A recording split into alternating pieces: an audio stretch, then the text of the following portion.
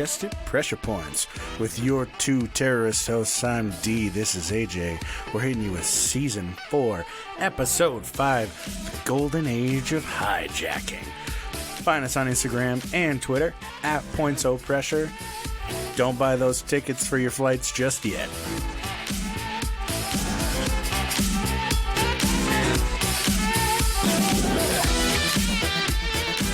Even with the, airplane businesses all going out of business, I still can't afford an airplane ticket, so you don't have to worry about that. Yeah, right. Oh, God, and those prices are just going to get better and better, right? Oh, yeah, as they more and more go out of business, and then they return all the broken planes from before back to service. Yeah, exactly. You know anything fun this week? I got a haircut. Fancy. You're looking fresh. I finally did it, yeah. And the first time I saw AJ since we recorded last, he didn't even comment on it. So this is me formally resigning from my post on Points of Pressure because he doesn't even care about me. No, I got it because I looked more shitty than I always do.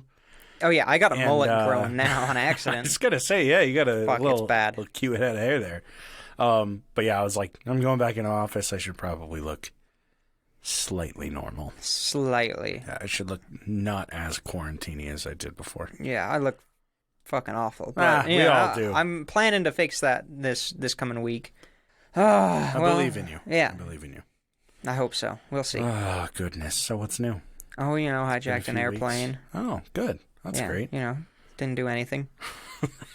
Nothing crazy. Nothing crazy. Oh, man. Well, since literally nothing has happened, I'm going to be honest. The past 2 weeks have been kind of boring. And it is such a nice change of pace. It's so I can finally relaxing. Focus on my depression and anxiety. Yeah. I don't have to worry about what's going on just on the planet. Even though there was, that coup that happened. Jesus, really, though. A glacier destroyed a dam somewhere in India and killed a bunch of people. But nothing happened to me, but so that's all that matters. Nothing happened to me personally, so it's fine. Oh, God. So, yeah, a couple of uneventful weeks. It's a nice change of pace. I do need to formally apologize. Oh, no. What did you do? To you and everyone else for last week for being the most sleepy host in the history of podcasts. You were just asleep in the chair over there the whole time. Holy shit, dude. The last half of that episode, I was just like, fucking gross, I'm going to die. I can't tell you. I should have counted, but I would have fallen asleep and forgotten how many yawns I made. It was a lot. It was so many, and I was like, oh, God, I was dying. I fell asleep like right after I got home. So let's get into it. Let's get going. AJ hijacks a plane, and we're going to talk about the literal golden age of hijacking airplanes from like 1961 to 1972. There was an average of one plane hijack per week. In the United States. Just in the United States? Yeah, just That's in the crazy. U.S. So we'll start it off. I'm going to do a little bit towards the end, and a lot of people are going to go, oh my God, another fucking episode about D.B. Cooper. This is not all about D.B. Cooper. That's not where my focus is. That's a side effect. He's just my first one.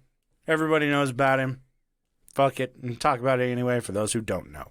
So, Dan Cooper, November 1971, bought a ticket from Portland to Seattle. And this was generally about a 30-minute flight, which I've been on a 45-minute flight myself, and it feels like the most pointless thing in the world. I could have driven this in like 6 hours, whatever. I flew from like JFK to Boston. And I'm not even kidding, dude. We take off, and they're like, we've reached altitude.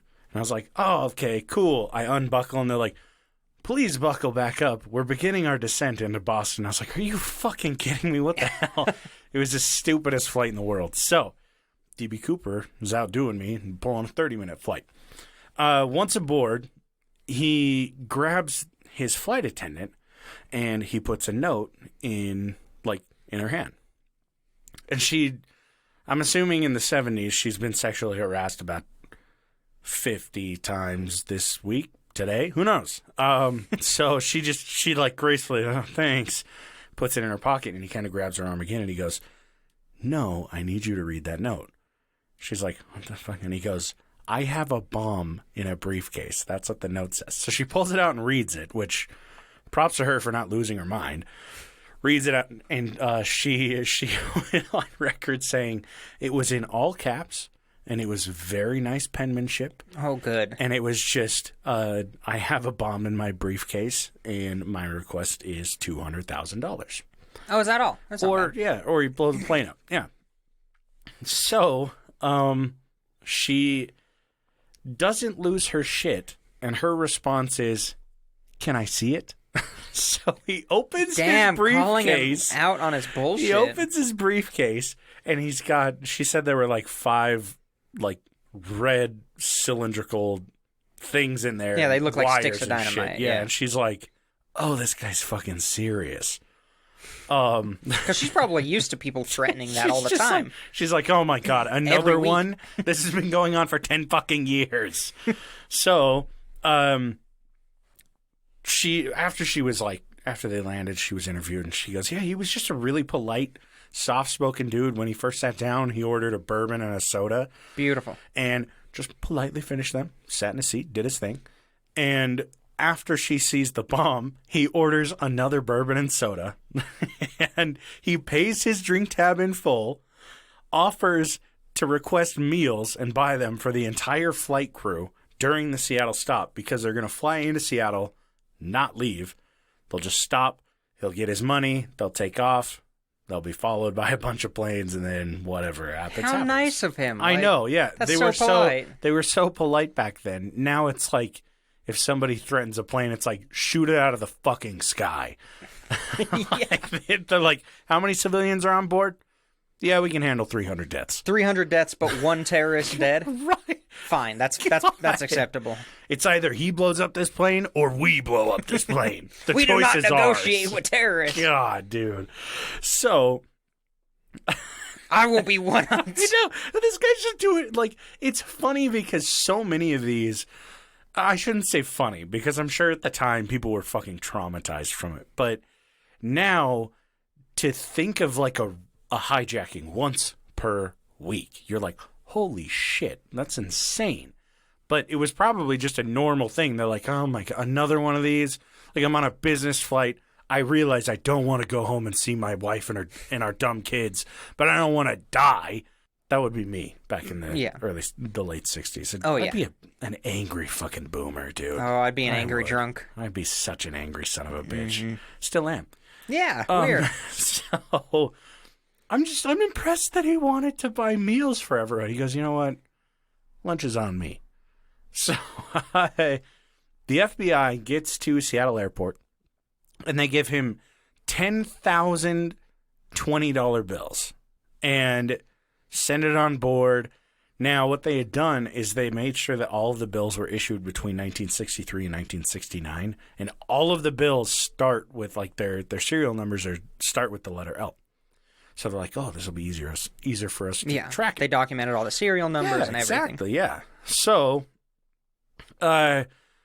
he sits with the crew, and, like, they put all the shutters in the plane down, and I'm assuming he's just making sure it's all there. Fuck if I know. So he goes to the pilot and he says, "All right, I'm ready for us to take off, but I want us to take off with the emergency hatch open." And the pilot goes, "That's not going to happen. It's going to depressurize and we're all going to die." And D.B. Cooper goes, "Okay, that's fine." He's like, "I don't think that it would depressurize, but whatever." Yeah, So whatever you say, you're the specialist. He still closes it. They take off, and they've got 5 other planes that are following them. And at one point, while they're flying for a little bit, and Mr. Cooper walks up to all of the attendants and the crew, and he says, "All right, everyone go into the cockpit." And they're like, "Okay, for sure." So they all start walking up to the cockpit, and before they close the door, they look back, and Cooper's tying something around his waist. But he was really far in the back of the plane, so they're like, "What the fuck?" They couldn't see very well.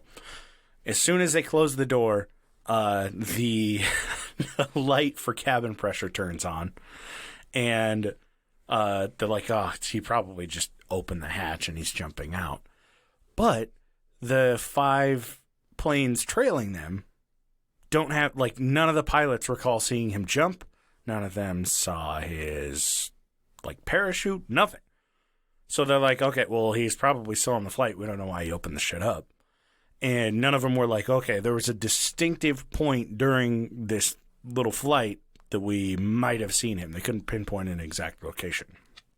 So they close the hatch and land, and nobody can find him on the flight. They're like, okay, well, maybe he's just hiding.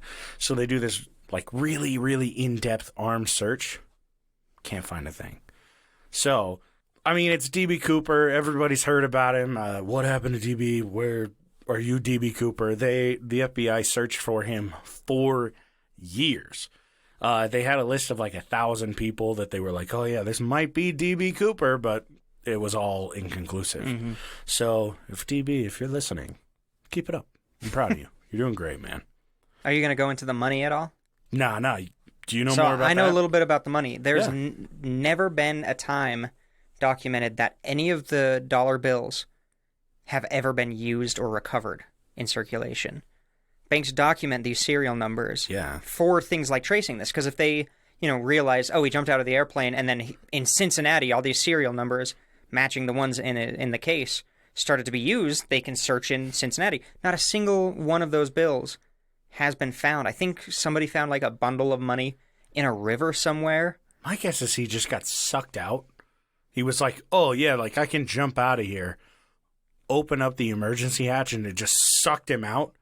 And he probably lost consciousness, like got whiplash, fell, and just died.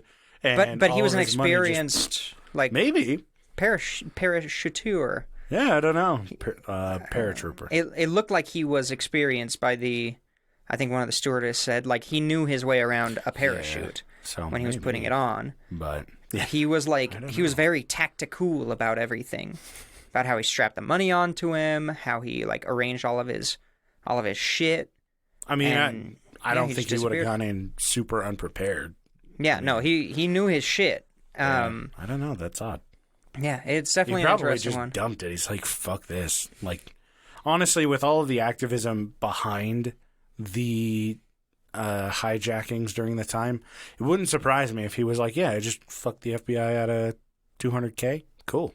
Yeah, like, I wouldn't be surprised if he was just like, okay, well, I'll do this. I'll just drop the money when I'm parachuting down. I'll land somewhere and just go back to my regular life. Like, fuck the police. I mean, mind you, this is pre-Reagan, before the rich really started getting richer. So it was just like, oh, yeah, money. It could have been a very anti-government thing more than an anti-money thing. That's I true. could certainly see that. So let's see. A few years, or the next year, June 2nd, 1972, there's one called Western Airlines Flight 701. And this was from L.A. to Seattle. And it was hijacked by Willie Roger Holder and his girlfriend, Catherine Marie Kirkow. Now, Willie was a Vietnam vet. And I mean, I really do not blame any of those guys for being like, oh, fuck the government entirely. So, they claimed that they had a bomb, and they demanded $500,000, and that Angela Davis, who was on trial at the time, that she would be free. Now, Angela Davis was arrested in connection with a shooting that took place in a courthouse, and she was like she proclaimed herself as a communist. And so a lot of people were like, oh, fuck you, Angela Davis. She was an African-American woman standing up for civil rights. And, well, if you know American history, the government hated that shit.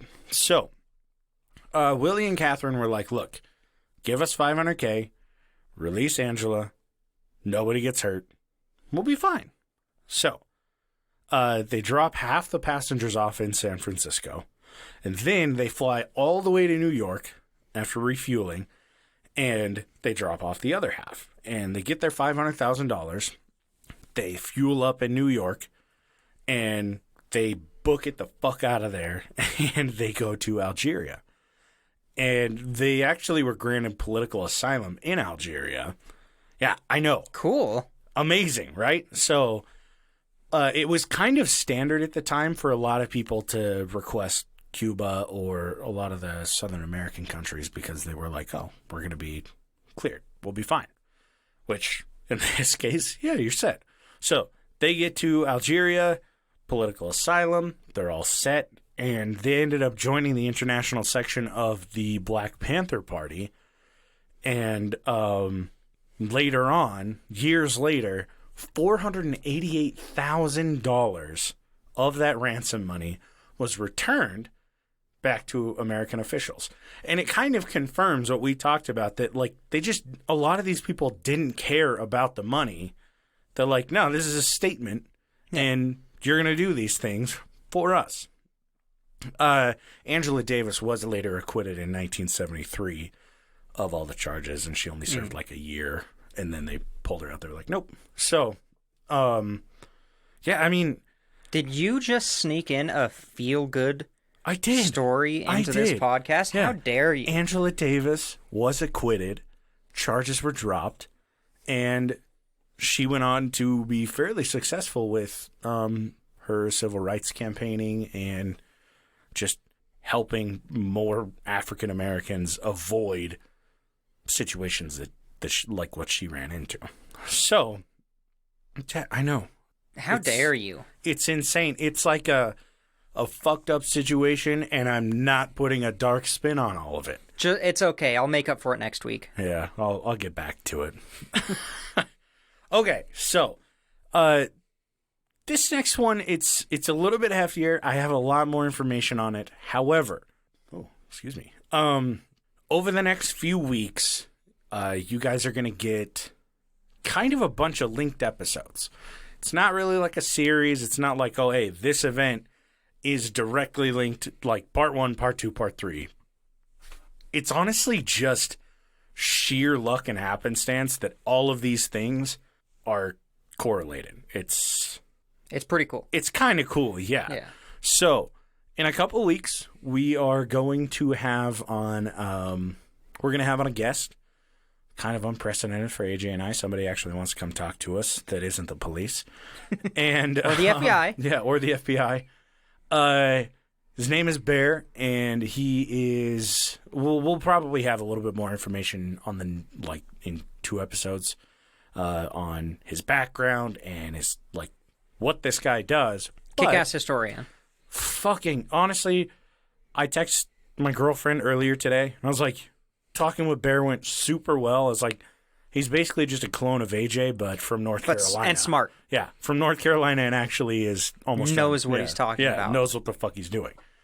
So, he's going to come on and talk about Oak Ridge, which I don't want to get too into it. I don't want to spoil a lot of things. But Oak Ridge had a nuclear reactor there. And so he'll give all the details. I'm going to grace over it a little bit. In a couple weeks, I'm going to talk about somebody else that I'll talk about at the end. Little foreshadowing there just to burn up time and to hype up the next few weeks of episodes. Yeah, my next week is going to be not that well thought out. That's okay. But, horrible. More horrible, potentially. More horrible, yeah. Okay, so... Starting out a few months after Willie and Catherine, in November 1972, Southern Airways Flight 49 was going to fly out from Birmingham, Alabama to Memphis, Tennessee. And 3 guys by the names of Melvin Cale, Lewis Moore, and Henry Jackson boarded. Now, Lewis Moore and Henry Jackson were both, and I mean all 3 of the guys were activists in Detroit due to the Detroit riots in 1967. I'll get into a little bit of that, but I want to do a full episode on Detroit, which this is going to be the first one of, that's going to be one of the episodes that's linked, because it's just fucked. So. Fantastic.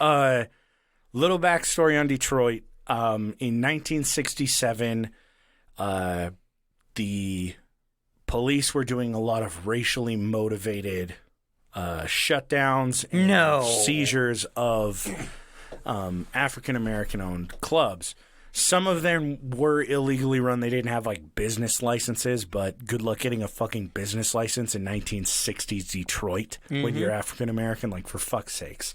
Seriously. So, Louis and Henry both were close friends, and they had run into issues with the police where they had spoken up about it.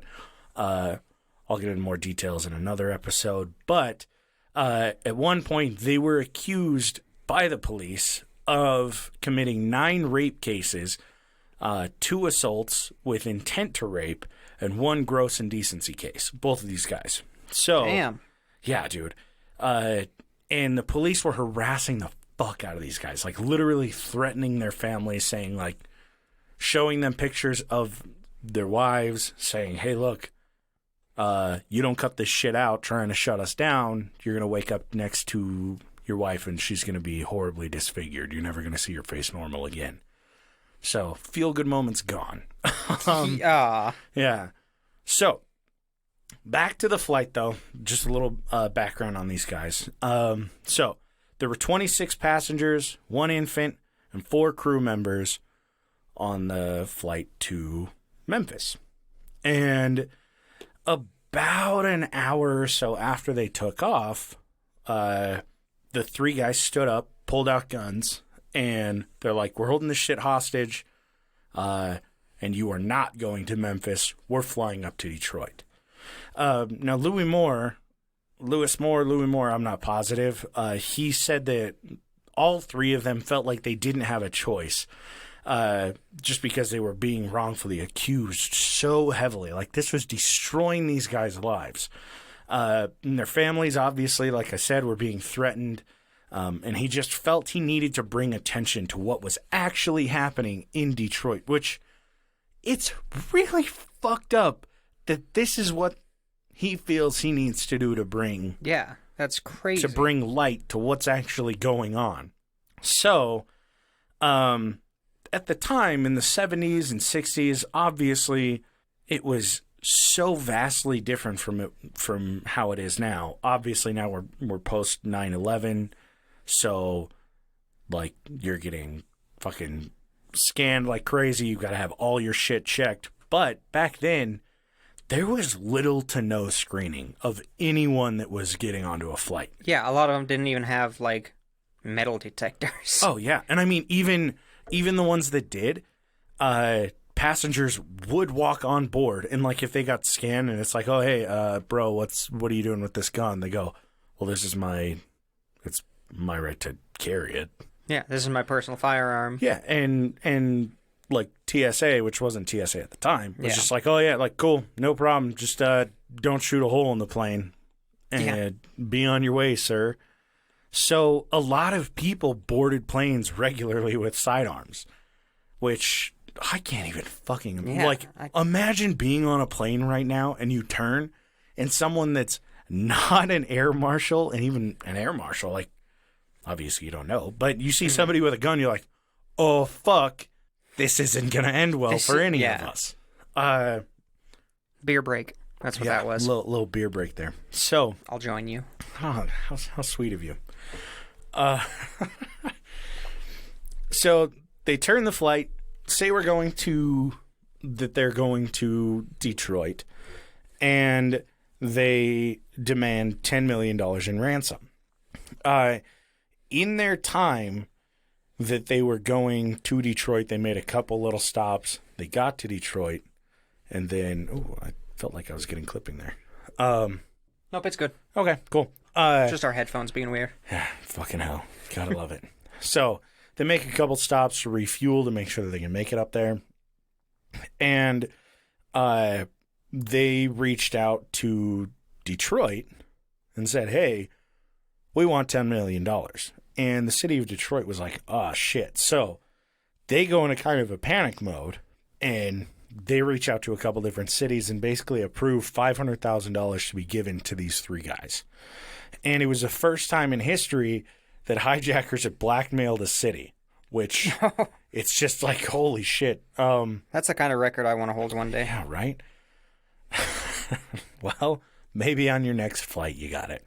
Now I'm not going to be. Now I'm going to be randomly selected. Put you the next on a time I fly. no-fly list, buddy. Oh, thanks. Now the stops during the hijacking included. There were like 9 different stops that these guys took, and a lot of them were like back and forth. Like they'd fly from Detroit to Lexington to Chattanooga, back to Lexington to like Cleveland. I mean, that's pretty smart. Yeah, Keep them guessing. So they went from, well, some of the places were like Cleveland, Detroit, Chattanooga, Toronto. Toronto. Yeah. And Detroit. Detroit. And Toronto. Yeah. And when they landed in Detroit, Detroit officers, I don't fucking know, somebody brings it out. They're like, hey, we've got your $500,000. And these 3 say, no, we don't want your $500K. If we don't get our $10 million, we're flying this fucking plane into a nuclear reactor in Oak Ridge. So. Oh, is that all? Yeah, not a big deal, I guess. Nah, it's fine. Ain't nothing but a thing. Ain't nothing but a G thing. So, they request to speak with President Nixon at the time. Which I'd assume he already had the phones tapped, so he was already listening in on all the conversations. Yeah, he definitely had the phones tapped by then. Yeah. So they say we need to speak with President Nixon, or we're following through with this crash, whether you have $10 million or not. And more later on to say, I was ready to die at that moment. When we mentioned that, we were fucking ready to go. That was it. And so they fly to Chattanooga, Tennessee after their talk with Nixon. And Tennessee sets it up. They get like $2 million from their stop there, refuel, and they get 10 parachutes, 7 bulletproof vests, 7 crash helmets, medical supplies, 50 dinners, and several canvas bags. Damn, they did all right. Yeah, they did all right. But the thing that confuses me is that they're like, what about the 26 passengers? Because the 7 bulletproof vests and crash helmets are only going to cover like the 3 hijackers and the 4 crew members. So Who cares about the? Who cares about them? I know, they're like, it's collateral. It's not a big deal. But I mean, at least they got the dinners, much like D.B. Cooper. At least they were thinking about the members of the flight. So, well, it's not the members of the flight's fault. Yeah, exactly. They didn't do anything wrong. Yeah, it's just the government. So they get this $2 million, and they start handing it out to crew, or not crew members. They're handing out the money to passengers. Like, that's nice. One guy was complaining about like, oh yeah, it was such a long flight, but they gave me $250, and it's like, damn, it's not too bad. $250 back in then, the 70s. Yeah, that's not bad at all. It was like a quarter for a gallon of gas. Like shit, it's not bad. When you could buy a house for $13,000. Yeah, exactly. So these guys make their way to. I totally didn't just spill beer on my leg. Oh, I didn't see. Oh, good.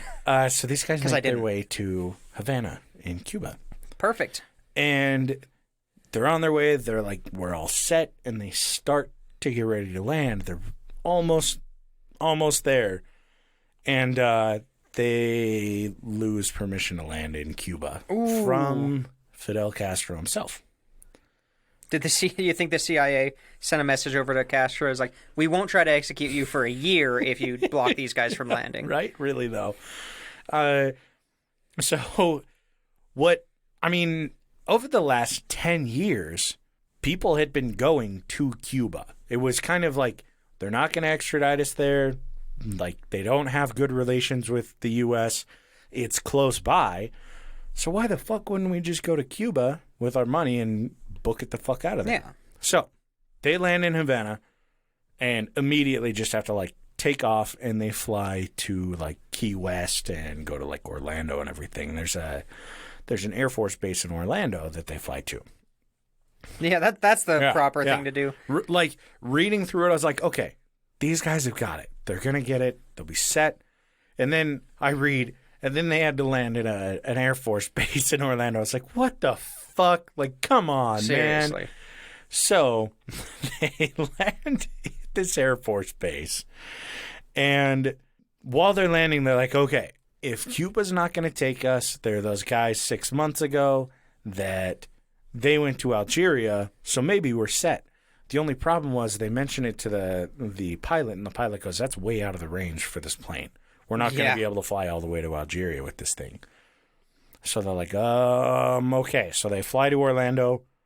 Well, they prep to fly to Orlando.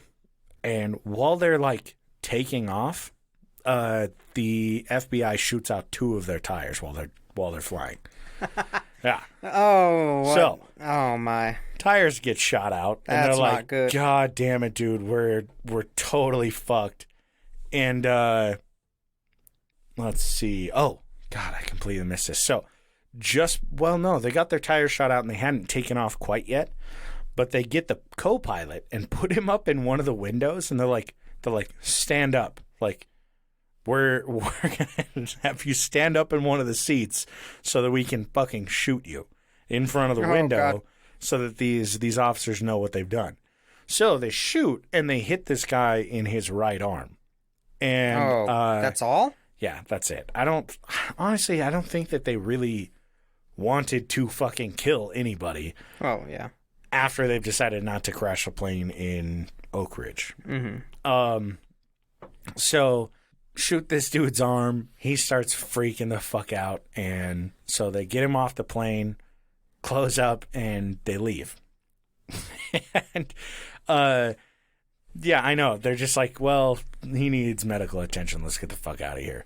So this guy, they interviewed him later, and he goes, they told me they were going to kill me in front of everyone to make an example out of me. It's like, yeah, the FBI just shot out their tires. Like, what did you expect, dude? Yeah. He ended up getting like a compound fracture in his arm, and they had to remove the bullet. But he lived. He was fine. He was, probably not fine. Yeah, pretty traumatized. I got shot in the arm on a plane while I was just doing my job. Yeah. So they take off, and they were working on refueling at the Air Force Base.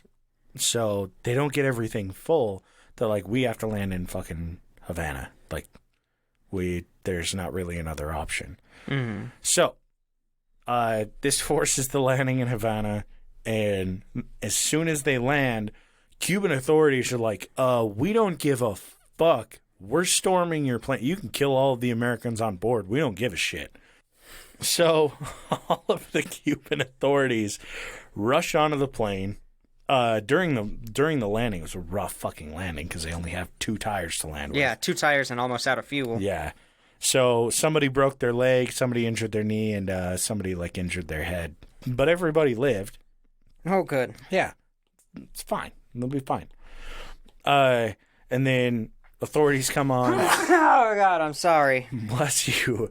Authorities come on, and they capture all 3 of them, put them in what Pressure Points loves. A gulag? Almost labor camps in Cuba. Oh. Yeah, 10 out of 10, baby. So it ended up being a 30-hour flight, which this was not the longest flight in history, or in the longest hijacked flight in American history. That actually goes to Willie and Catherine. They ended up having the longest flight in U.S. history. So, just the longest hijacked flight. Yes, God. Longest hijacked flight in U.S. history. So, imagine being on a fucking plane that's been hijacked for 30 hours. Yeah, that sounds fucking terrible. I had like being on an airplane for 2 hours, I hate. When I flew back from, where was it? Germany. We flew into Heathrow in London, and then to Phoenix from there. Fuck, that's I don't even flight. know. It was I think it was like a 10 or 11-hour flight. I think. Fuck if I know. It was horrible, and I'm like doing that by like 3 times. Fuck that. Yeah, no, that sounds fucking atrocious. Yeah, dude, seriously. So, the 3 of them spent about 8 years in Cuban labor camps, and Lewis Moore had his teeth pulled out, and he spent 14 months in a cell that was welded closed.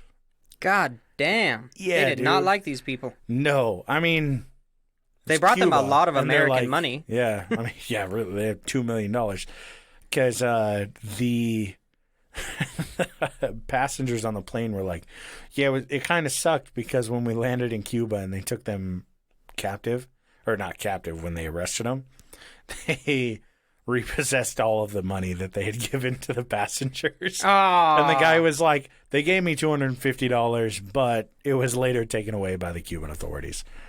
So they spend 8 years in these labor camps, which, dude, I can't even imagine how much of a hell they were. And Cuba and the U.S. come to a small treaty, which was just astonishing for the time, just so that they can bring these guys back to the U.S. so they can extradite them.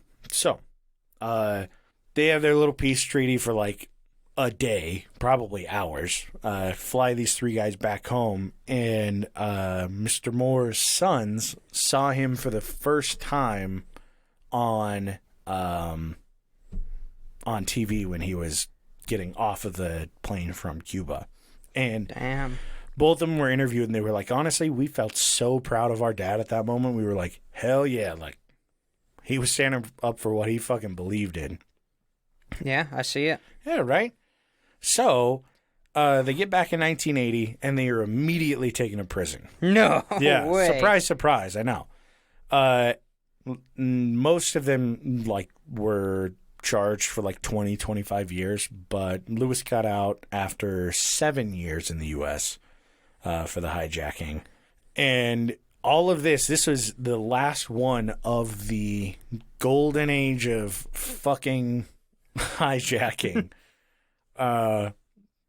This is what led to further checks on pre-flight, actually checking bags, actually stopping people from bringing firearms on a fucking plane, checking suitcases that are big enough to have a bomb in it. Yeah, maybe. Really, though. Maybe, I don't know. Now there was a guy on that last flight that was on flight 49, and his name was Santiago Genovese, I think. I could be wrong. That sounds right. Yeah. So he was a scientist that was studying violence at the time, and what drove people. Was he like a behavioral psychologist or something? Yeah, basically, but he focused a lot on he wanted to find a way of getting world peace. What drives these politicians to push for wars? What drives them to be so spiteful? What's causing these hijackings? And it's well, now you got problems in the United States is what's causing these fucking hijackings. Yeah. But now he has a front stage view of a couple of people who actually did it. Yeah, and I watched his. So won't give away too many spoilers, but I watched the documentary about the study that he performed, and he said that it wasn't traumatizing for him, but it was an eye-opening experience that he was just things have got to change, and now I can probably finally get funding for my experiment. Yeah, for some research and shit. So not next week. That's AJ's episode. Yeah. But 2 weeks, I'm going to be dropping his experiments and what Flight 49 led to in the summer of 1973, which, it's fucking weird, dude. So it's referred to as a sex raft experiment. Don't Google it. Yeah, don't Google it. Don't no look spoilers. it up. Honestly, you could, but you can't stream the documentary anywhere. If you want to buy it, go for it. But yeah, it's going to be interesting. I'm looking forward to it. It's a weird one. It's not as wildly intense as this. It doesn't have bombs, 3 plane hijackings. You're right, just 2. Yeah, just 2. Unfortunately. But yeah. So I know it's a short one this week. No, we did good. We're about 40, average. Not bad. But yeah, so note to all you activists out there. AJ, Yes? don't hijack planes if you want to get your point across now. It's probably not going to work out so great. I know. Fine. I know. God. But yeah. Fantastic. And honestly, if you guys are interested in more of these fucking weird stories, it's like I said, there was one per week for like 12 years. Yes, I'm sure there are plenty of stories. Yeah, either fucking look them up yourself, or if you want another episode like this, I'd happily do it. Some of these were just weird as hell. I was like, what the fuck? So yeah. Yeah, that's good stuff. Fantastic episode. There's so many weird things like in the 60s and 70s. Like that was right in the range of the Golden Age of serial killers. Yeah. Like there was just a shitload of people just murdering people all the time. I don't get it, but there was a lot of weird shit. There's also some UFO flaps and shit like that down there. This is true, yeah. Oh, Man, yeah, it was, dude. I love really these old, wish... like the old airplane security was just, hey, do you have a bomb? No? Okay, cool. What's that gun on your hip? It's mine. You gonna use it to kill anybody? Nah. I'll take your word for it. You seem like a straight shooter. That's the problem. Bada bing. But what was it? The airports actually had like hijacking insurance. Really? Where they would get payouts if their planes got hijacked. So you totally, I can guarantee. Yeah. That they were just like, yeah, fuck it, let's commit some insurance fraud and go for it. Yeah, no, it's beautiful, honestly. 10 out of 10. All right, well, God.